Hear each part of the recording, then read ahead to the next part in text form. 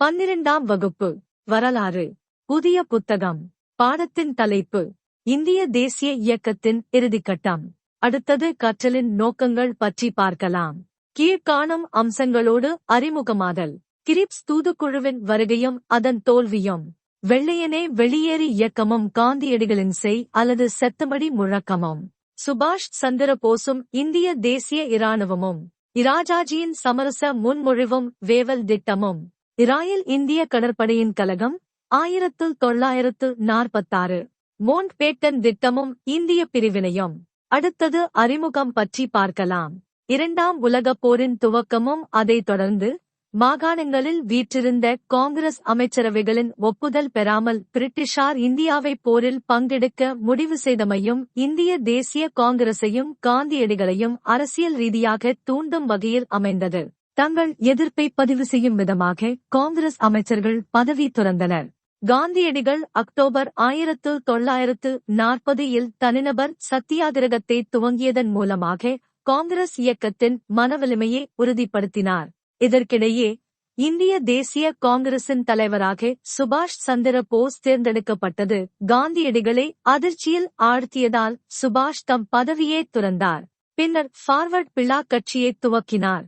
பிரிட்டிஷாரின் கைது நடவடிக்கையால் சுபாஷ் ஜெர்மனி மற்றும் சிங்கப்பூருக்கு தப்பிச் சென்று அங்கு இந்திய தேசிய இராணுவத்தை உருவாக்கி காங்கிரஸ் இயக்கத்திலிருந்து தனித்து புரட்சிகர நடவடிக்கைகளில் ஈடுபட்டார். அதிருப்தியிலிருந்த தேசியவாதிகளை அரவணைக்கும் பொருட்டு மார்ச் 1942 கிரிப்ஸ் தூதுக்குழு வருகை புரிந்தது. ஆனால் அதன் முன்மொழிவில் எந்த பலனும் இருப்பதாக தெரியவில்லை. காந்தியடிகள் ஆகஸ்ட் 1942 வெள்ளையனே வெளியேறு இயக்கத்தை நடத்த முடிவு செய்தார். ஆனால் பிரிட்டிஷாரோ காங்கிரசின் அனைத்து தலைவர்களையும் கைது செய்ததோடு இயக்கத்தையும் இரும்பு கரங்கொண்டு அடக்கினர். காந்தியடிகள் மே 1944 வரை சிறையில் கடும் நெருக்கடிகளுக்கு உட்படுத்தப்பட்டார். அதன்பின் வந்த அமைச்சரவை தூதுக்குழுவின் திட்டம் காங்கிரசாருக்கு ஏற்றுக்கொள்ளக்கூடியதாக இருந்தது. எனினும் பாகிஸ்தானின் உருவாக்கத்தை எதிர்பார்த்த ஜின்னாவும் அவர்தம் முஸ்லிம் லீக் கட்சியும் நேரடி நடவடிக்கை நாள் என்று விடுத்த அறைகூவலில் கிழக்கு வங்காளத்தில் வன்முறை வெடித்து கிளம்பியது. கலவர பூமியாக மாறியிருந்த நவகாரியில் இருந்து காந்தியடிகள் தமது அமைதி பயணத்தை துவக்கினார். இராஜாஜியின் சமரச முயற்சியும் வேவல் திட்டமும் அதை நிறைவேற்றும் பொருட்டு கூடிய சிம்லா மாநாடும் பேச்சுவார்த்தை முடக்கத்தை சரி செய்ய தவறின. இதற்கிடையே இராயல் இந்திய கடற்படை கலகத்தில் ஈடுபட்டமை பிரிட்டிஷாரை வேகமாக விடுதலை வழங்க துரிதப்படுத்தியது. விடுதலை வழங்கவும் இந்தியா பாகிஸ்தான் என்று இத்துணைக்கண்டம் பிரிக்கப்படுவதை மேற்பார்வையிடவும் மோண்ட் பேட்டன் அரச பிரதிநிதி நியமிக்கப்பட்டார். அடுத்தது தனிநபர் சத்தியாகிரகம் பற்றி பார்க்கலாம். இதற்கு முன்பு பெருவாரியான மக்களை உள்ளடக்கிய இயக்கங்களை நடத்தி வந்த காந்தியடிகள் சர்வாதிகாரத்திற்கு எதிரான போரை வலுவிழக்கச் செய்யாமலிருக்க தனிநபர் சத்தியாகிரகம் என்ற வழியை கைக்கொண்டார். காந்தியடிகளால் நேரடியாக தேர்ந்தெடுக்கப்பட்ட சத்தியாகிரகிகளை அவர்களின் பேச்சுரிமையை மையப்படுத்தி போருக்கு எதிரான பிரச்சாரத்தை மேற்கொள்ள தூண்டினார். தேர்ந்தெடுக்கப்பட்ட சத்தியாகிரகிகள் தாங்கள் பிரச்சாரம் மேற்கொள்ளும் தேதி, நேரம், இடம் போன்ற தகவல்களை மாவட்ட நீதிபதிக்கு தெரிவித்துவிட வரையறுக்கப்பட்டது. குறித்த நேரத்தில் சரியான இடத்தை வந்தடைந்த சத்தியாகிரகிகள் முழங்க வேண்டியதாவது பிரிட்டிஷாரின் போர் முயற்சிக்கு மனித சக்தியாகவோ பணமாகவோ உதவி புரிதல் தவறாகும். ஒரே உருப்படியான செய்கை என்பது வன்முறையை கைக்கொள்ளாமல் எல்லா விதத்திலும் போர் முயற்சிகளை எதிர்ப்பதேயாகும். இவ்வாறு பிரச்சாரம் செய்வதன் மூலம் கைதாவது அடுத்த கட்டமாகும். வினோபா பாவே மகாராஷ்டிரத்தில் அமைந்த தனது பாவ்னர் ஆசிரமத்தருகே 1940 அக்டோபர் 17 முதல் சத்தியாகிரகத்தை நடத்தியதன் வாயிலாக இவ்வியக்கம் தொடங்க பெற்றது. காந்தியடிகள் டிசம்பர் 1940 இவ்வியக்கம் முடிவுக்கு வந்ததாக அறிவித்தார். மேற்கொண்டு சில மாற்றங்களுக்கு உட்படுத்தப்பட்ட பின் மீண்டும் ஜனவரி 1941 குழு சத்தியாகிரகமாக உருவெடுத்த போதும் அதை ஆகஸ்ட் 1941 திரும்பப் பெறுவதாக அறிவித்தார். அடுத்தது ஆகஸ்ட் கொடை பற்றி பார்க்கலாம். தனிநபர் சத்தியாகிரகம் என்பது அரச பிரதிநிதி லின்லித்கோ பிரபுவின் ஆகஸ்ட் கொடைக்கு காங்கிரஸ் கொடுத்த பதிலடியாகும். லின்லித்கோ பிரபு 1940 ஆகஸ்ட் 8 அளிக்க முன்வந்ததாவது வரையறுக்கப்படாத ஒரு தேதியில் டொமினியன் அந்தஸ்து. அதிகமான இந்தியர்களைக் கொண்டு அரசபிரதிநிதியின் குழுவை செயற்குழு விரிவாக்கம் செய்தல். இந்திய உறுப்பினர்களைக் கொண்ட போர் ஆலோசனைக் குழுவை உருவாக்குதல். சிறுபான்மையினரின் உரிமைகளை அங்கீகரித்தல். போருக்குப் பின் இந்திய மக்கள் தங்களுக்கென்ற ஒரு அரசியல் சாசனத்தை இயற்ற உள்ள உரிமையை ஏற்று அதற்கு எதிர்காலத்தில் வாய்ப்பளிக்க உறுதியளித்தல் ஆகியவையாகும். அடுத்தது காங்கிரஸில் இருந்து போஸ் நீக்கப்படுதல் பற்றி பார்க்கலாம். ஆகஸ்ட் கொடை மிகத் தாமதமாக அறிவிக்கப்பட்டதால் அது குறித்து பேச்சுவார்த்தை நடத்தக்கூட காங்கிரசுக்கு நேரமில்லை. இக்காலகட்டத்தில் காங்கிரசும் தனது ஆதரவாளர் பின்புலத்தை வெகுவாக இழந்திருந்தது. அதன் உறுப்பினர் எண்ணிக்கை 1938 முதல் 39 வரை இல் 4.5 மில்லியன் என்ற நிலையிலிருந்து 1940 முதல் 41 வரை இல் 1.4 மில்லியன் என்ற அளவுக்கு சரிந்திருந்தது. காங்கிரசிற்குள் சுபாஷ் சந்திர போஸ் ஓரங்கட்டப்பட்டதால் அவ்வமைப்பின் முக்கிய மேல் மட்ட தலைவர்கள் அவரோடு ஒத்துழைக்க மறுத்தனர். அதனால் கல்கத்தாவில் கூடிய அனைத்து இந்திய காங்கிரஸ் கூட்டத்தில் போஸ் பதவி துறப்பு செய்யவே ராஜேந்திர பிரசாத் தலைவராக தேர்ந்தெடுக்கப்பட்டார். போஸ் காங்கிரசிற்குள் செயலாற்ற விரும்பி ஃபார்வர்டு விழா கட்சியை உருவாக்கினாலும் ஆகஸ்ட் 1939 இல் அவர் காங்கிரசின் அனைத்து பொறுப்புகளில் இருந்தும் விடுவிக்கப்பட்டார். அடுத்தது லாகூர் தீர்மானம் பற்றி பார்க்கலாம். ஒருபுறம் தேதி அறிவிக்கப்படாத டொமினியன் அந்தஸ்து என்ற நிலைக்கும் போரில் பங்கெடுத்தால் அதன் முடிவிற்கு பின் விடுதலை வழங்க வலியுறுத்திய இந்தியர்களின் நிலைப்பாட்டிற்கிடையே சுமூகமான தீர்வை எட்ட அனுமதிக்காத காலனிய அராஜக போக்கு சிக்கலை ஏற்படுத்திக் கொண்டிருந்தது என்றால் மறுபுறம் வேறொரு சிக்கல் முளைத்தது. அது இஸ்லாமியர்களுக்கான தனிநாடு கோரிக்கையாகும்.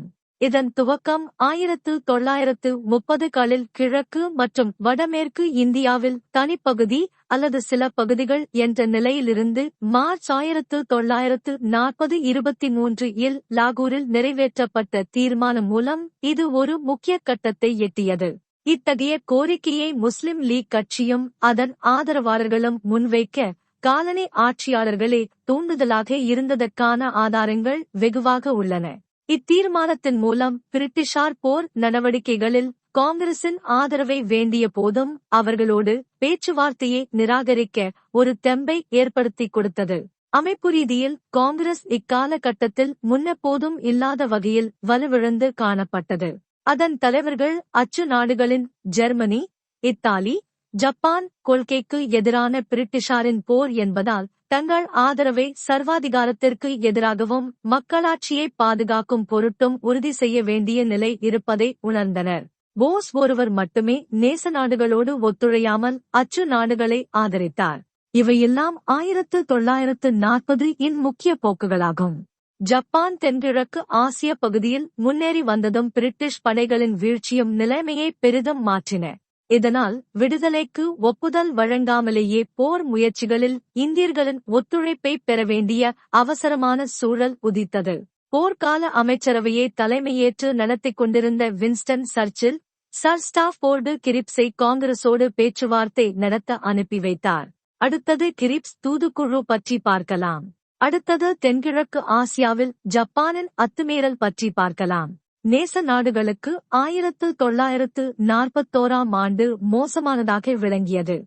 France, Poland, Belgium, Norway, Holland ஆகிய நாடுகள் ஜெர்மனி வசம் சிக்கியதோடு பிரிட்டனும் பல பின்னடைவுகளை எதிர்கொண்டது. அவற்றுள் மிக முக்கியமானதாக கருதப்படுவது தென்கிழக்கு ஆசியாவிற்குள் ஜப்பான் படை நடத்திச் சென்றதேயாகும். இந்நிகழ்வு முத்து துறைமுகம், பேர்ல் ஹார்பர் என்ற அமெரிக்க துறைமுகம் டிசம்பர் 1941 7 தாக்கப்பட்ட சமகாலத்தில் நடந்தேறியது. அமெரிக்க அதிபரான ரூஸ்வெல்டும் சீன குடியரசுத் தலைவரான ஷியாங் கே ஷேக்கும் ஜப்பானின் அதிரடி போக்கை நிறுத்த முனைந்தனர். அவர்களின் கண்காணிப்பு கவனத்திற்குள் இந்தியா சென்றதால் அவர்கள் பிரதமர் சர்ச்சிலை இந்திய மக்களின் முழு ஒத்துழைப்பை பெறக் கோரி அழுத்தம் கொடுத்தனர். ஜப்பானிய படைகள் 1941 இன் முடிவில் பிலிப்பைன்ஸ், இந்தோ சீனா, இந்தோனேசியா, மலேசியா, பர்மா போன்ற பகுதிகளை மண்டியிட வைத்து இந்தியாவின் வடகிழக்கு எல்லை வழியாக நுழைய தயாராயின. தென்கிழக்கு ஆசியாவின் வீழ்ச்சி பிரிட்டிஷாரையும் இந்திய தேசிய காங்கிரசையும் கவலை கொள்ளச் செய்தது. பிரிட்டிஷ் படைகள் எதிர்த்து நிற்க முடியாமல் ஓடிப்போயின. பிரிட்டிஷ் இந்திய இராணுவத்தின் இந்திய வீரர்கள் ஜப்பானிய படைகளின் தயவில் விடப்பட்டனர். பின்னர் உருவான இந்திய தேசிய இராணுவம் இந்நிலையில் இருந்தே கட்டியெழுப்பப்பட்டது. அது பற்றி விரிவாக இப்பாடத்தில் காண்போம். தொகுதி 7.3. சர்ச்சில் கல்கத்தாவும் மதராசும் ஜப்பானியர் பிடியில் விழக்கூடும் என்று அஞ்சினார். காங்கிரஸ் தலைவர்களும் அவ்வாறே அச்சம் கொண்டதால் போர் நடவடிக்கைகளில் துழைக்க வழிவகை செய்யும் ஒரு கௌரவமான வாய்ப்பை எதிர்பார்த்திருந்தனர். இச்சூழலில் டிசம்பர் 1941 கூடிய காங்கிரஸ் செயற்குழு போருக்குப் பின் விடுதலையையும் உடனடியாக முக்கிய பிரிவுகளில் அதிகாரப் பகிர்வையும் உறுதியளிக்க பிரிட்டிஷ் அரசு முன்வந்தால் தாங்கள் ஒத்துழைப்பு நல்கத் தயார் என்ற தீர்மானத்தை நிறைவேற்றியது. அடுத்தது கிரிப்ஸ் வருகை பற்றி பார்க்கலாம். சர் ஸ்டாஃபோர்டு கிரிப்ஸ் தலைமையிலான பிரதிநிதித்துவ குழு மார்ச் 1942 இந்தியா வந்தடைந்தது. சர்ச்சிலின் போர்க்கால அமைச்சரவையில் தொழிலாளர் கட்சியின் சார்பில் பங்கு வகித்தமையே கிரிப்ஸ் குழு மீது நம்பிக்கையை ஏற்படுத்தியது. இந்தியாவிற்கு புறப்படும் முன்பாக அவர் பிரிட்டிஷாரின் கொள்கை நிலைப்பாடு இந்தியாவை பொறுத்தமட்டில் விரைவில் சுயாட்சியை உணர்த்தும் அரசு முறையை நிறுவுதல் என்று முழிந்திருந்தார். ஆனால் அவர் பேச்சுவார்த்தையை துவக்குவதற்கு முன்பாக வெளியிட்ட வரைவில் விடுதலை பற்றிய உறுதியான நிலைப்பாடு ஏதும் இருக்கவில்லை. அடுத்தது கிரிப்ஸின் முன்மொழிவு பற்றி பார்க்கலாம். கிரிப்ஸ் டொமினியன் அந்தஸ்தையும் போருக்குப் பின் அரசியல் சாசன வரைவு குழுவை உருவாக்குதலையும் ஆதரித்தார். அரசியல் சாசன வரைவு குழு மாகாண சபைகளில் தேர்ந்தெடுக்கப்பட்டவர்களைக் கொண்டும் சுதேச அரசர்கள் கட்டுப்பாட்டில் இருந்த பகுதிகளில் இருந்து நியமிக்கப்பட்டவர்களைக் கொண்டும் ஏற்படுத்தப்படும் என்று சொல்லப்பட்டிருந்தது. மேலும் அதில் பாகிஸ்தான் பற்றியும் குறிப்பிடப்பட்டிருந்தது. ஏதாவது ஒரு மாகாணத்திற்கு புதிய அரசியல் சாசனத்தை ஏற்றுக்கொள்ள தயக்கமிருந்தால் அம்மாகாணம் தனது எதிர்காலத்தை நிர்ணயிக்க பிரிட்டிஷ் அரசோடு தனிப்பட்ட ஒப்பந்தம் ஏற்படுத்த உரிமை இருப்பதாக கிரிப்ஸ் முன்மொழிவு அறிவித்தது. இவ்வரைவு பழைய வரைவுகளிலிருந்து எந்த மாற்றத்தையும் உள்ளடக்கியதாக யாருக்கும் தெரியவில்லை. இது பற்றி பின்னர் நேரு குறிப்பிடுகையில், நான் முதன்முறையாக இவ்வரைவை வாசித்த போது கடுமையான மன அழுத்தத்திற்கு உட்பட்டேன் என்றார்.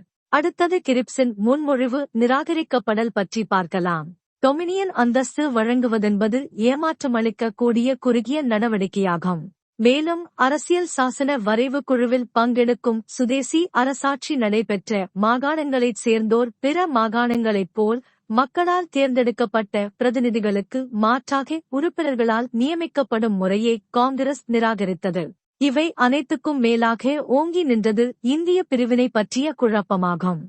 அதனால் பேச்சுவார்த்தை தோல்வி அடையக்கூடும் என்று எதிர்பார்க்கப்பட்டு அவ்வாறே நிகழ்ந்தது. அடுத்தது முத்துத் துறைமுகம் பெர்ல் ஹார்பர் தாக்கப்பட்ட வேளையில் காங்கிரஸ் முன்னிருந்த சவால்கள் பற்றி பார்க்கலாம். துவக்கத்திலிருந்தே இந்திய தேசிய இயக்கத்தையும் குறிப்பாக காந்தியடிகளையும் சர்ச்சில் வெறுப்புணர்வோடே அணுகி வந்தார்.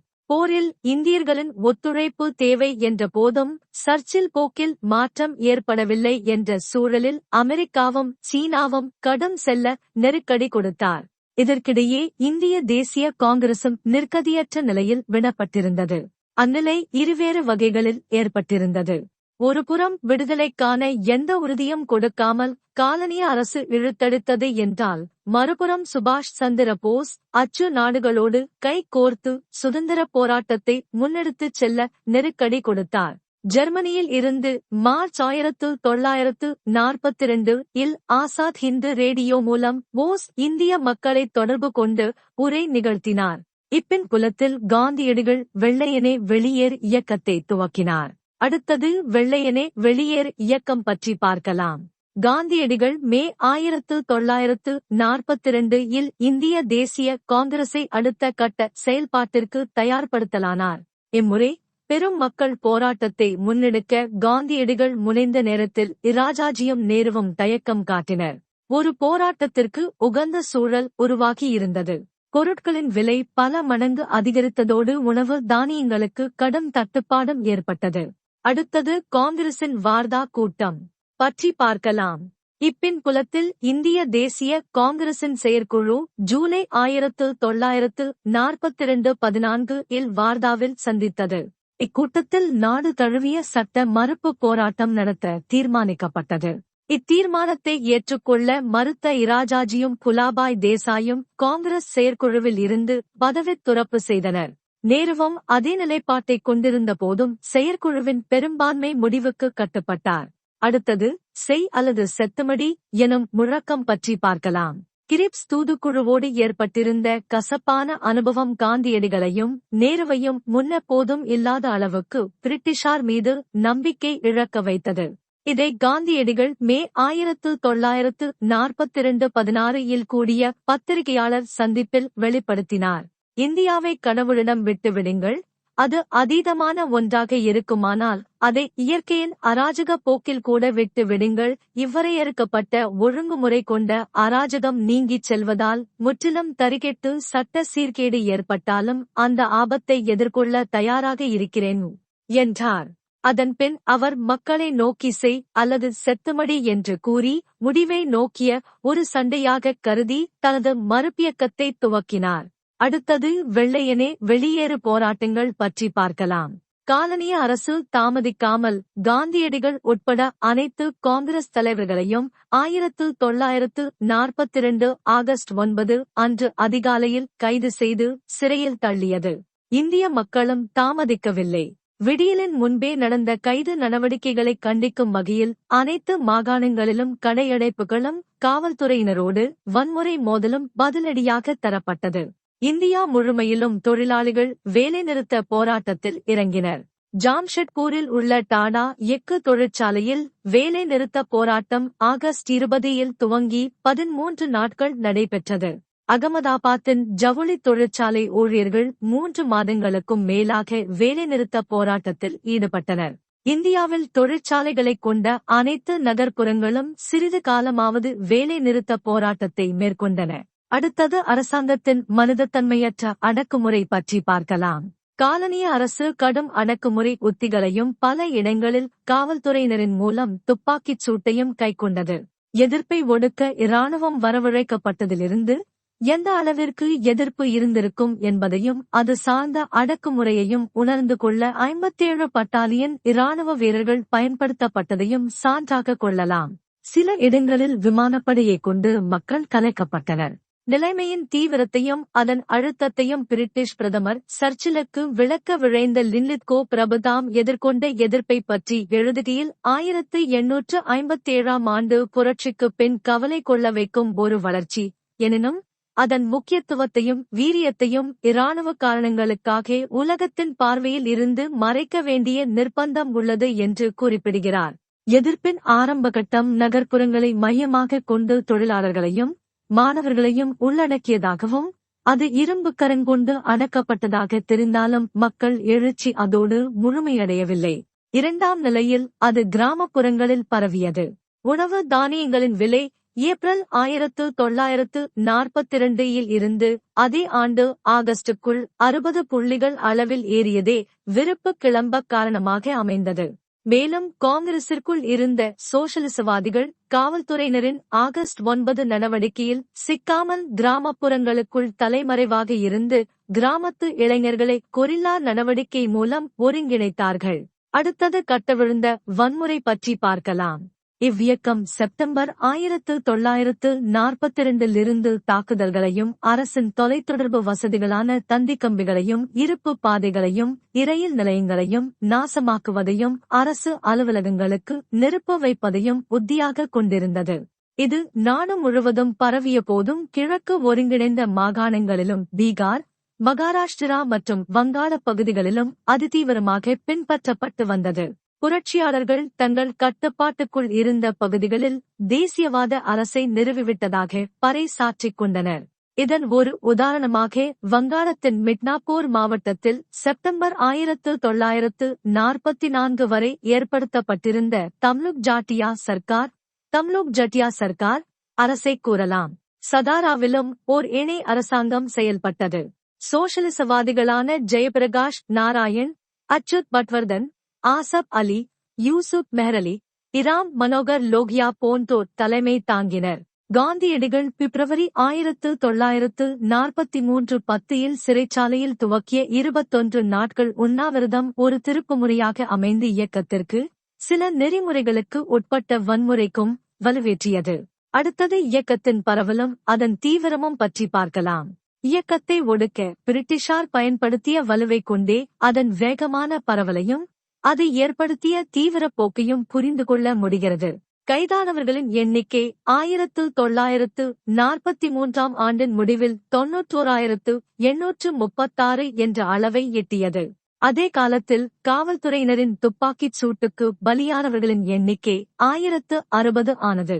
அரசின் 208 காவல் கண்காணிப்பு நிலைகளும் அவுட் போஸ்ட் 332 இருப்புப்பாதை நிலையங்களும் 945 அஞ்சல் அலுவலகங்களும் முற்றிலுமாக அழிக்கப்படவும் சேதத்திற்கு உட்படுத்தப்படவும் இயக்க நடவடிக்கைகள் காரணமாக அமைந்தன.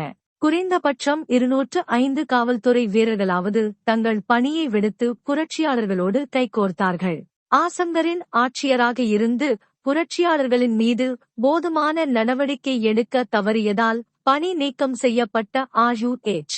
நிப்லெட் தனது நாட்குறிப்பில் குறித்து வைத்த பதிவின்படி பிரிட்டிஷார் காவல்துறையினரின் மூலமாக பல கிராமங்களை தீக்கிரையாக்கியதோடு பல மைல்களுக்கு தீயை பரவவிட்டு வெள்ளை பயங்கரத்தை அரங்கேற்றி அடக்குமுறையே ஆட்சிமுறை என்ற அளவுக்கு அக்காலகட்டத்தில் நடந்து கொண்டார்கள் என்பதை அறிந்து கொள்ள முடிகிறது. ஒரு கிராமத்தின் பொதுச்சொத்திற்கு சேதம் ஏற்பட்டதால் கிராம மக்கள் அனைவரிடம் இருந்தும் அபராதம் பெறப்பட்டது. அடுத்தது இரகசிய வானொலி ஒலிபரப்பு பற்றி பார்க்கலாம். வெள்ளையனே வெளியேறு இயக்கத்தின் மற்றொரு சிறப்பம்சம் புரட்சியாளர்களால் வானொலி பயன்படுத்தப்பட்டே ஆகும். பத்திரிகை சுதந்திரம் முற்றிலுமாக பறிக்கப்பட்ட நிலையில் புரட்சியாளர்கள் பம்பாய் நகரில் இரகசியமாக வானொலி ஒலிபரப்பு முறைமையை நிறுவினர். அதன் ஒலிபரப்பி டிரான்ஸ்மிட்டர் ஓரிடத்தில் என்றில்லாமல் நகரின் பல்வேறு பகுதிகளுக்கு இடம் மாற்றப்பட்டுக் கொண்டே இருந்தது. இந்த இரகசிய வானொலி ஒலிபரப்பிற்கு வித்திட்டவர் உஷா மேத்தா என்பதோடு அதன் ஒலிபரப்பு மதராஸ் வரை கேட்கப்பட்டது என்பது குறிப்பிடப்பட வேண்டிய தகவலாகும். இதுவரை இல்லாத அளவிற்கு வெள்ளையனே வெளியேறு இயக்கம் காலனிய அரசுக்கு பேரிடியாக சென்று விழுந்தது. இவ்வியக்கம் காங்கிரஸ், சோஷலிசவாதிகள், ஃபார்வர்டு பிளா கட்சி என்று அனைவரின் பங்களிப்பையும் உள்ளடக்கியதாகும். மேலும் இவ்வியக்கம் எந்நிலையிலும் எதிர்பார்த்திருக்க முடியாத அளவிற்கு மக்களின் பேராதரவை கொண்டு வந்து சேர்த்ததோடு அவர்களின் ஒற்றுமையை வெளிப்படுத்தி காலனிய ஆட்சியாளர்களுக்கு தாங்கள் தவிர்க்க முடியாத பெரும் சக்தி என்ற உண்மையை பறைசாற்றியது. அடுத்தது காந்தியடிகளின் விடுதலை பற்றி பார்க்கலாம். உடல்நலம் சார்ந்த காரணங்களுக்காக மே 1944 6 சிறையிலிருந்து விடுவிக்கப்பட்ட காந்தியடிகள் தனது ஆக்கப்பூர்வமான செயல் திட்டங்களை மேற்கொள்ளலானார். காங்கிரஸ் அமைப்பும் பொதுவழிக்கு வராமல் தங்கள் பணியை செவ்வனே மேற்கொண்டதன் மூலம் வெள்ளையனே வெளியேறு இயக்க காலத்தின் தடையை சுமூகமாக எதிர்கொண்டது. இதற்கிடையே காலனிய அரசு மேற்கொண்டு பேச்சுவார்த்தை நடத்த ஒரு திட்டத்தை முன்வைத்தது. லின்லித்கோ பிரபுவிற்கு பின் அக்டோபர் 1943 அரச பிரதிநிதி பதவியேற்ற ஆர்கிபால்டு வேவல் பிரபு அடுத்த கட்ட பேச்சுவார்த்தை சுற்றுக்கு ஆயத்தப்படுத்தலானார். இதனால் தெளிவாக வெளிப்பட்ட செய்தி ஒன்றுதான், பேச்சுவார்த்தை நடத்துவதைத் தவிர பிரிட்டிஷாருக்கு வேறு வழி இருக்கவில்லை. அடுத்தது நேதாஜி சுபாஷ் சந்திர போஸும் இந்திய தேசிய இராணுவமும் பற்றி பார்க்கலாம். பிரிட்டிஷ் பேரரசிற்கு உட்பட்ட மலேயா, பர்மா போன்ற தென்கிழக்கு ஆசிய நாடுகளில் ஒரு பெரும் இந்திய படை நிறுத்தப்பட்டது. இப்படைகளால் ஜப்பானிய படைகளுக்கு ஈடு கொடுத்து நிற்க முடியவில்லை. தென்கிழக்கு ஆசியாவில் நிலை கொண்டிருந்த பிரிட்டிஷ் இந்திய படைகளின் அதிகாரிகள் அவர்களின் கீழிருந்த படைவீரர்களை போர்க்கைதிகளாய் விட்டு ஓட்டம் பிடித்தனர். மலேயாவில் இவ்வாறு கைவிடப்பட்ட பிரிட்டிஷ் இந்திய இராணுவத்தின் அதிகாரியான கேப்டன் மோகன் சிங் ஜப்பானியர்களின் உதவியை நாடியபோது அவர்களும் அதில் ஒரு நல்ல வாய்ப்பை கண்டார்கள். ஜப்பானும் சீனாவில் தனது காலனியை நிறுவ முனைந்ததையொழிய இந்தியாவை பெரிதாக பொருட்படுத்தவில்லை. ஜப்பானின் கட்டுப்பாட்டில் இருந்த போர்க்கைதிகள் யாவரும் மோகன் சிங்கின் தலைமையின் கீழ் விடப்பட்டனர். ஜப்பானிடம் சிங்கப்பூர் வீழ்ந்ததால் மேலும் பல போர்க்கைதிகள் உருவானதில் மோகன் சிங்கின் கட்டுப்பாட்டில் இருந்த வீரர்களின் எண்ணிக்கை 45,000 என்ற அளவை எட்டியது. இவர்களில் இருந்து 40,000 பேரை தேர்ந்தெடுத்து 1942 இறுதியில் இந்திய தேசிய இராணுவத்தை மோகன் சிங் பலப்படுத்தினார். ஜப்பானியர்களின் ஆதிக்கத்திலிருந்த பகுதியில் வாழ்ந்த இந்தியர்கள் இந்திய தேசிய இராணுவத்தையும் மோகன் சிங்கையும் ஒரு பாதுகாவலராக பார்த்தாலும் அவருடன் இருந்த அதிகாரிகள் இந்திய தேசிய காங்கிரஸ் அழைப்பு விடுத்தாலொழிய இந்தியா மீது படை நடத்தி செல்லப் போவதில்லை என்ற நிலைப்பாட்டை எடுத்தனர். 1943 ஜூலை 2 இல் சுபாஷ் சந்திர போஸ் சிங்கப்பூர் சென்று சேர்ந்தார். அங்கிருந்து டோக்கியோ சென்று பிரதமர் டோஜோவை சந்தித்தார். ஆனால் இந்தியாவை ஆக்கிரமிக்கும் எண்ணம் ஜப்பானுக்கு இல்லை என்று ஜப்பானிய அரசர் அறிவித்தார். எனவே சிங்கப்பூருக்கு திரும்பிய போஸ் 1943 அக்டோபர் 21 இல் சுதந்திர இந்தியாவின் தற்காலிக அரசை ஏற்படுத்தினார். இத்தற்காலிக அரசு பிரிட்டன் மீதும் பிற நேச நாடுகள் மீதும் போர் அறிவிப்பு செய்தது. அச்சு நாடுகள் போஸின் தற்காலிக அரசை தமது நட்பு வளையத்துக்குள் ஏற்றுக்கொண்டன. அடுத்தது போஸும் இந்திய தேசிய இராணுவமும் பற்றி பார்க்கலாம். போஸ் இராணுவம் சாராத சாதாரண மக்களையும் இந்திய தேசிய இராணுவத்தில் இணைத்ததோடு பெண்களுக்கான ஒரு படைப்பிரிவையும் ஏற்படுத்தினார். மருத்துவராக பணியாற்றியவரும் சென்னையைச் சேர்ந்த சுதந்திர போராட்ட வீரரான அம்மு சுவாமிநாதனின் மகளுமான டாக்டர் லட்சுமி ராணி ஜான்சி என்ற படைப்பிரிவிற்கு தலைமையேற்றார். சுபாஷ் சந்திர போஸ் 1944 ஜூலை 6 இல் தனது ஆசாத் ஹிந்த் ரேடியோவின் மூலம் ரங்கூனிலிருந்து காந்தியடிகளை நோக்கிய ஒரு உரையை ஆற்றினார். காந்தியடிகளை தேசத்தின் தந்தையே என்று அழைத்த அவர் இந்தியாவின் கடைசி விடுதலைப் போருக்கு அவர்தம் ஆசியை கோரினார். வங்காள காங்கிரஸ் கமிட்டி தலைவர் உட்பட்ட அனைத்து பதவிகளில் இருந்தும் ஆகஸ்ட் 1939 இல் இந்திய தேசிய காங்கிரசால் விடுவிக்கப்பட்ட போஸ் தனக்கு ஆதரவு திரட்டி இந்தியா முழுவதும் சுற்றுப்பயணம் மேற்கொள்ளலானார். இந்திய பாதுகாப்பு சட்டத்தின் கீழ் 1940 ஜூலை 3 அன்று கைது செய்யப்பட்ட அவர் தொடர் கண்காணிப்பில் வைக்கப்பட்டார். மேற்கொண்டு ஐரோப்பாவில் தொடர்ந்து நடந்த போரில் ஜெர்மனியை வெல்லும் என்று போஸ் நம்பினார். அவர் அச்சு நாடுகளோடு கை கோர்ப்பதன் மூலம் இந்தியா சுதந்திரம் பெற முடியும் என்ற சிந்தனையை வளர்த்தெடுத்தார். கல்கத்தாவிலிருந்து ஜனவரி 1941 16 மற்றும் 17 இன் நள்ளிரவில் தப்பிய அவர் காபூல் மற்றும் சோவியத் நாடு வழியாக ஒரு இத்தாலிய கடவுச்சீட்டைக் கொண்டு மார்ச் மாதத்தின் கடைசியில் பெர்லின் சென்று சேர்ந்தார். அங்கு ஹிட்லரையும் கோயபல்ஸையும் சந்தித்தார். இரு நாசிச தலைவர்களும் பெரிதாக இந்திய ஆதரவு நிலைப்பாட்டை எடுக்கவில்லை என்றாலும் ஆசாத் ஹிந்த் ரேடியோவை உருவாக்க அனுமதி வழங்கினர். ஹிட்லரையும் அவருக்கு நெருக்கமான அரசியல் தலைவர்களையும் சந்தித்த போதும் போஸால் பெரிய மாற்றத்தை உருவாக்க முடியவில்லை. போரில் ஜெர்மனிக்கு ஏற்பட்ட பின்னடைவை அடுத்து போஸ் 1943 ஜூலையில் சிங்கப்பூர் சென்று சேர்ந்தார். அடுத்தது போரில் அச்சு நாடுகளோடு இந்திய தேசிய இராணுவம் பற்றி பார்க்கலாம். எம்பாலை நோக்கிய ஜப்பான் படைகளின் நகர்வில் ஷா நவாஸால் வழிநடத்தப்பட்ட இந்திய தேசிய இராணுவத்தின் ஒரு பிரிவும் பட்டாலன் பங்கெடுத்தது. இது அச்சு நாடுகளும் ஜப்பானிய படைகளும் பின்னடைவை சந்தித்துக் கொண்டிருந்த 1944 இன் பிற்பகுதியில் நடந்தேறியது. இம்பாலை கைப்பற்றும் முயற்சியில் ஜப்பான் வெற்றி பெற முடியாததைத் தொடர்ந்து 1945 இன் நடுவில் அது பிரிட்டிஷ் படைகளிடம் சரணடைந்தது. கைது செய்யப்பட்ட ஷா நவாஸ் மீதும் அவரோடிருந்த வீரர்கள் மீதும் இராஜ துரோக குற்றம் சுமத்தப்பட்டது. அடுத்தது இந்திய தேசிய இராணுவம் மீதான விசாரணை பற்றி பார்க்கலாம். டெல்லியின் செங்கோட்டையில் இந்திய தேசிய இராணுவத்தின் மீது நடத்தப்பட்ட விசாரணையில் இந்திய தேசிய காங்கிரஸ் தனது மிகச் சிறந்த சட்ட நிபுணர்களைக் கொண்டு அவர்கள் சார்பாக வாதாடியது இந்திய வரலாற்றில் சிறப்பான ஒரு அம்சமாகும். காந்தியடிகளின் குரலுக்கு இசைந்து ஒத்துழையாமை இயக்கத்தின் பின்புலத்தில் 1920களின் ஆரம்பத்தில் தனது சட்டப்பணிகளை துறந்த ஜவஹர்லால் நேரு நீண்ட இடைவெளிக்கு பின் தனது கருப்பு அங்கியை அணிந்து இந்திய தேசிய இராணுவ வீரர்களின் சார்பில் வழக்கில் ஆஜரானார். இராணுவ ரீதியாக இந்திய தேசிய இராணுவம் பெரிய அளவில் சாதிக்கவில்லை என்ற போதும் அவர்கள் மீது நடத்தப்பட்ட விசாரணை பொது மக்களை பெரிதும் கவர்ந்ததோடு ஒரு தாக்கத்தையும் ஏற்படுத்தியது. காலனிய அரசின் பிடிவாதமான முரட்டுப்போக்கு மற்றுமொரு பேரியக்கத்திற்கு மேடையமைத்து கொடுத்தது. இந்திய தேசிய காங்கிரசும் ஜூன் 1945 25 முதல் ஜூலை 14 வரை நடைபெற்ற சிம்லா மாநாட்டில் எந்தவித முன்னேற்றமும் ஏற்படாததையடுத்து நேரடியாக மக்களை திரட்டும் பொருட்டு நாடு முழுவதும் பொதுக்கூட்டங்களை நடத்தியது. அண்மையில் இந்திய அரசியல் சட்டம் 1935 இன் கீழ் தேர்தல் வருவதாக இருந்தாலும் இக்கூட்டங்களில் ஓட்டு கேட்பதை விட பெரும்பாலும் இந்திய தேசிய இராணுவ விசாரணையை பற்றியே பேசப்பட்டது. இப்பின்புலத்தில் காலனிய ஆட்சியாளர்கள் ஷா நவாஸ் கான், டி.யு.கே. ஷெகல் மற்றும் ஜி.எஸ். தில்லான் ஆகிய இந்திய தேசிய இராணுவத்தின் 3 முக்கிய அதிகாரிகளை பிரித்தெடுத்து விசாரணை நடத்தியது. இந்திய நாட்டின் பத்திரிகைகள் யாவும் இவ்விசாரணையை உணர்ச்சிகரமாக பிரசுரித்ததோடு தலையங்கங்கள் அனைத்திலும் அவர்தம் விடுதலைக்காக கோரிக்கை வைத்தன. கடையடைப்புகளும் ஊர்வலங்களும் பொது வேலைநிறுத்தங்களும் இந்திய தேசிய இராணுவ வாரம் கடைபிடிக்கப்பட்ட போது நடந்தேறியதோடு வீரர்களின் உடனடி விடுதலையும் வலியுறுத்தப்பட்டது. இம்மூன்று அதிகாரிகளை தேர்ந்தெடுத்தின் மூலம் அனைத்து அரசியல் கருத்து பிரிவினைகளும் ஓரணியின் கீழ் வர வழி ஏற்பட்டது.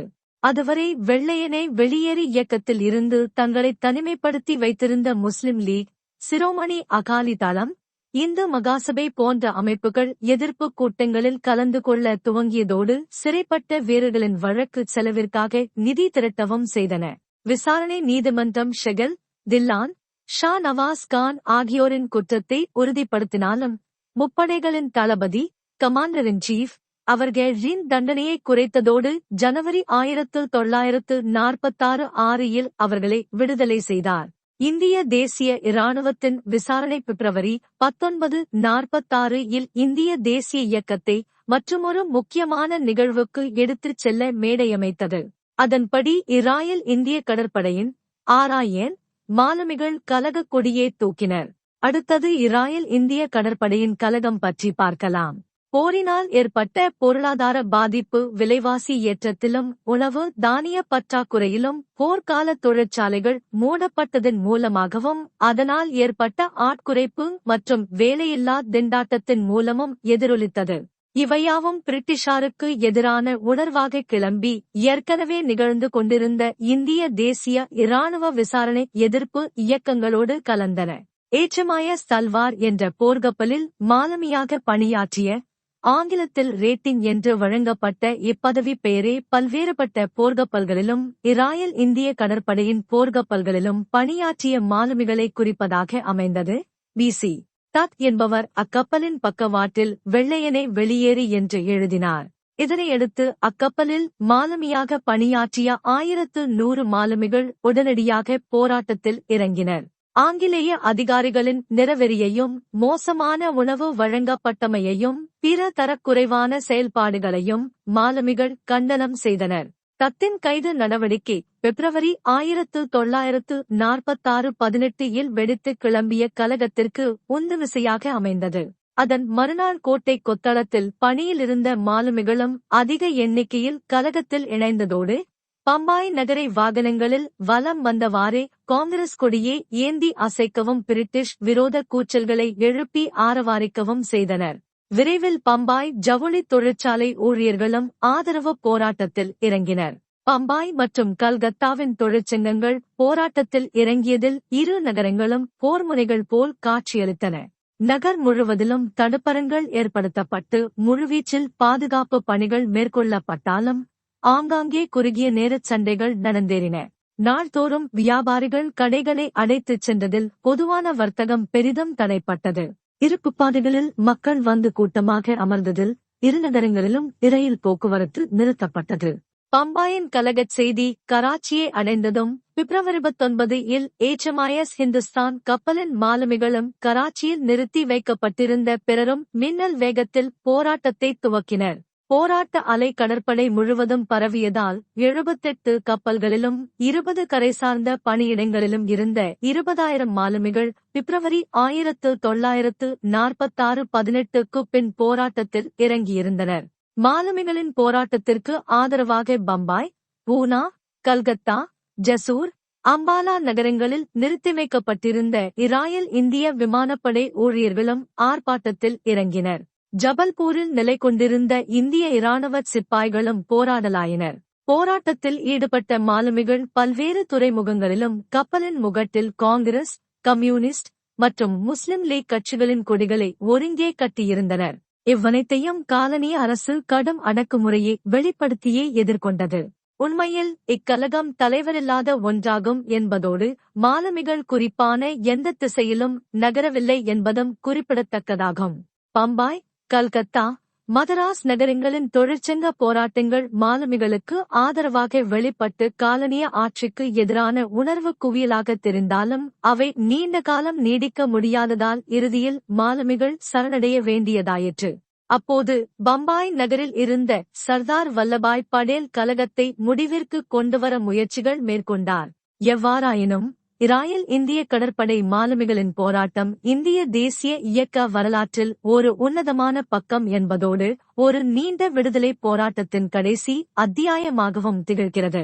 மார்ச் 23, 1940 நிறைவேற்றப்பட்ட தீர்மானம் பின்வருமாறு கூறுகிறது.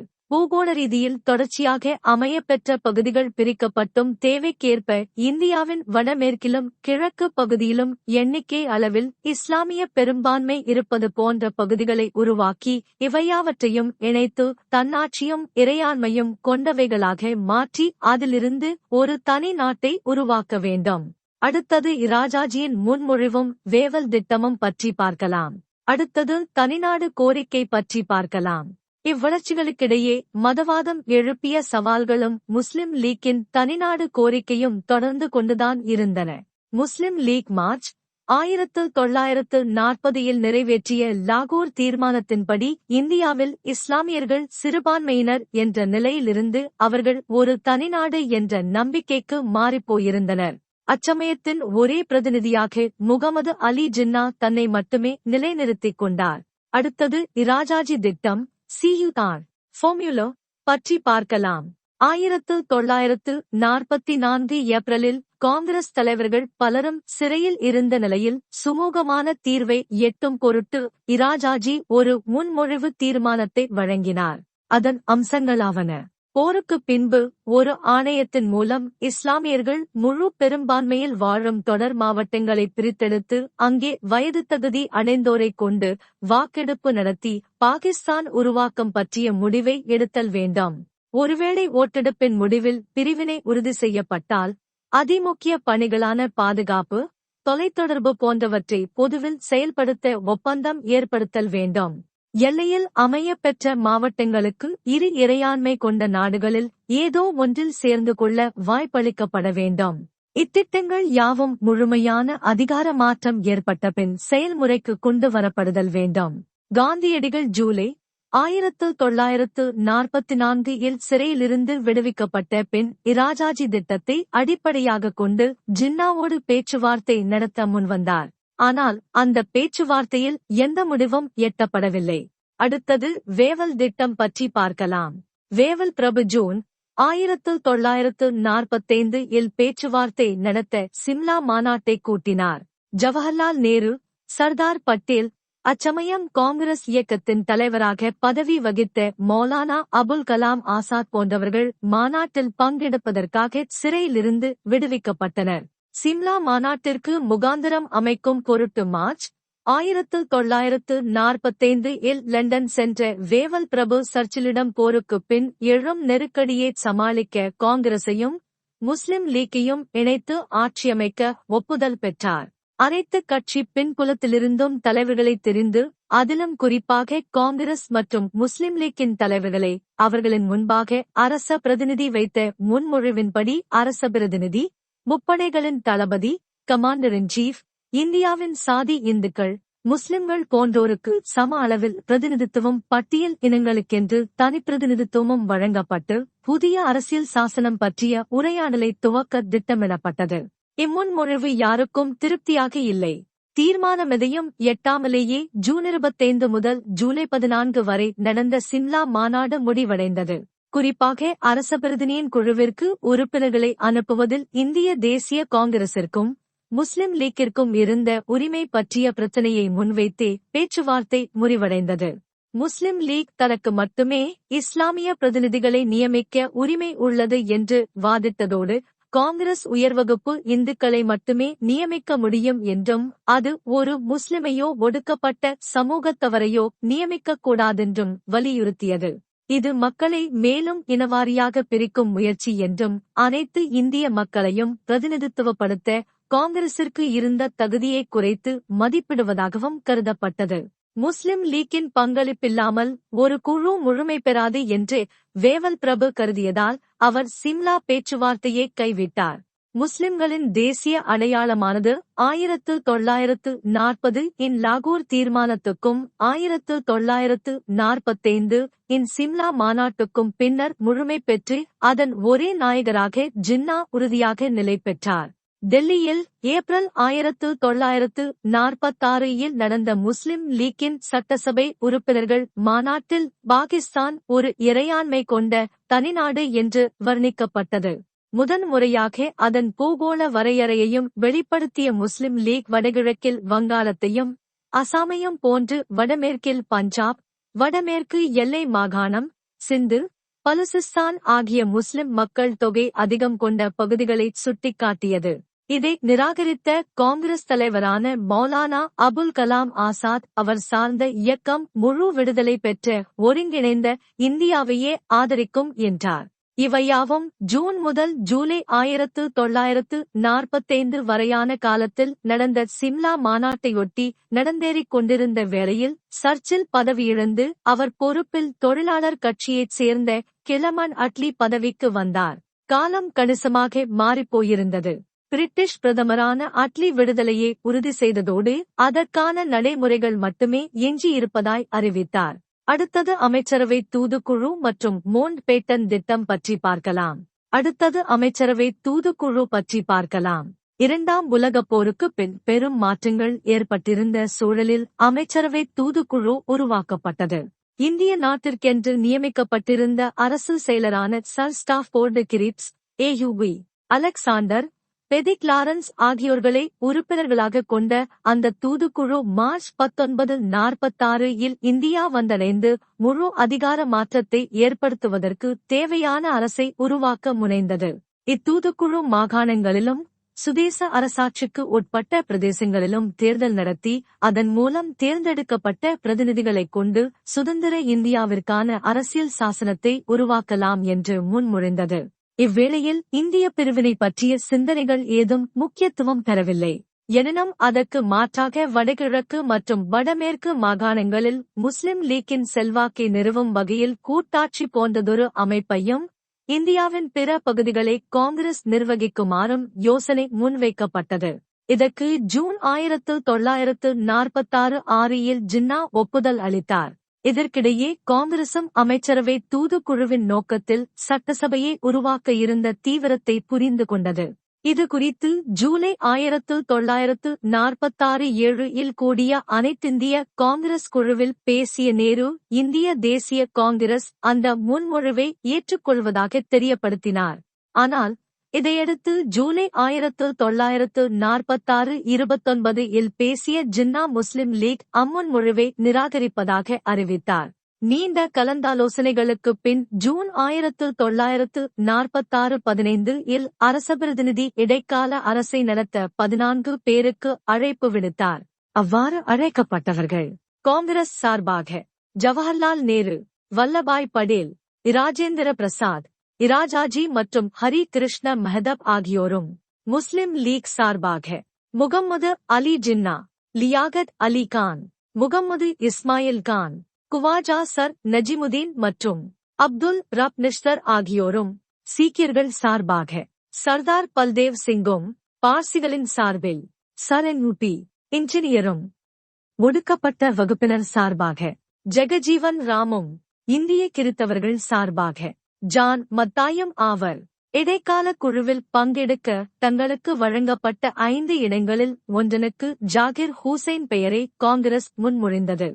இதற்கு ஜூலை 1946 29 இல் முஸ்லிம் லீக் எதிர்ப்பு தெரிவித்ததோடு தாங்கள் சட்டசபையில் பங்கெடுக்கப் போவதில்லை என்று அறிவித்தது. இதற்கு ஆங்கிலேய நிர்வாகம் கடுமையான எதிர்வினையாற்றியது. அரச பிரதிநிதி 1946 ஆகஸ்ட் 12 அன்று தான் காங்கிரஸ் தலைவர் நேருவை அழைத்து இடைக்கால அரசை உருவாக்கப் போவதாக தெரிவித்தார்.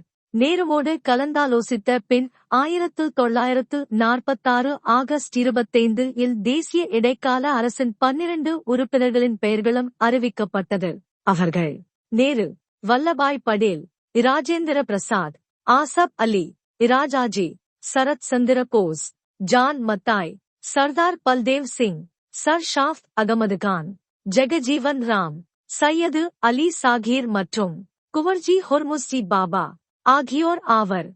மேலும் 2 இஸ்லாமியர்களின் பெயர்கள் பின்னர் அறிவிக்கப்படும் என்றும் கூறப்பட்டது.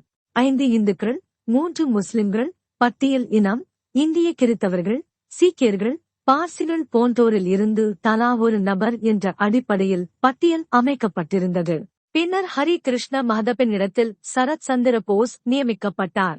அதுபோலவே பார்சி இனத்தில் NUP இன்ஜினியர் இடத்தில் குவர்ஜி ஹொர்முஸ்ஜி பாபா நியமிக்கப்பட்டார்.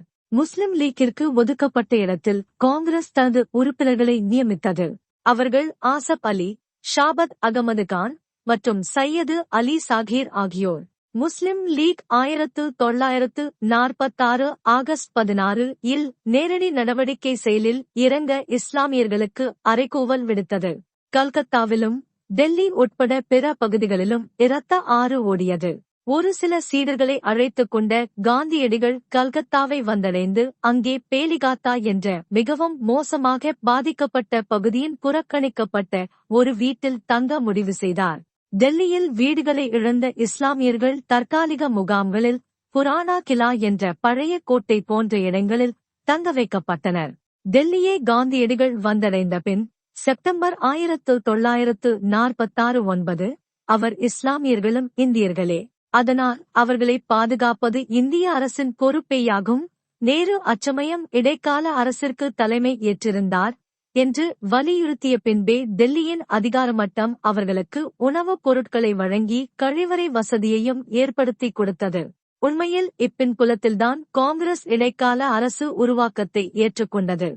நேருவும் மற்ற 11 நபர்களும் செப்டம்பர் 1946 2 இல் பதவியேற்றனர். அதன்பின் ஒரு இனக்கலவரம் வெடித்து கிளம்பிய போது அது பம்பாயையும் அகமதாபாத்தையும் கடுமையாக தாக்கியது. வேவல் பிரபு மற்றுமொரு சுற்று பேச்சுவார்த்தையை நடத்தி நேருவின் ஆலோசனையை பெற்று மீண்டும் முஸ்லிம் லீக்கை இடைக்கால அரசில் பங்கெடுக்க அழைப்பு விடுத்தார். முஸ்லிம் லீக் அவரது அழைப்பை ஏற்றாலும் ஜின்னா அமைச்சரவையில் பங்கெடுக்க மறுத்துவிட்டார்.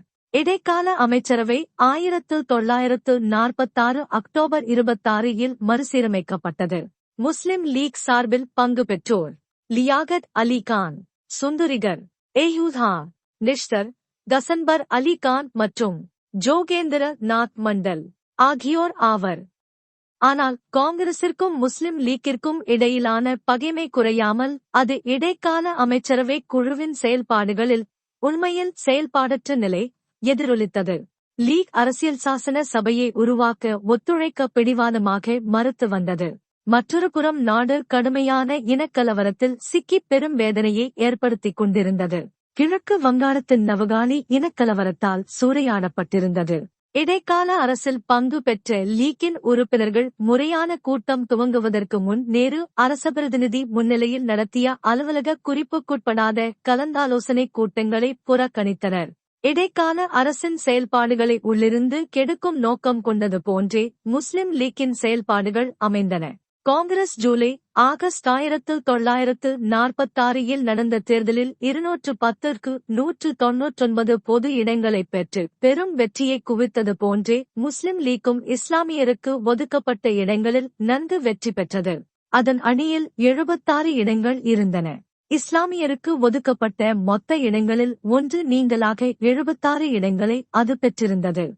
எனினும் சட்டசபையில் பங்கெடுப்பதை புறக்கணிக்க அது முடிவு செய்தது. ஆகவே டிசம்பர் 1946 9 இல் கூடிய முதல் சட்டசபையில் 207 உறுப்பினர்கள் மட்டுமே கலந்து கொண்டனர்.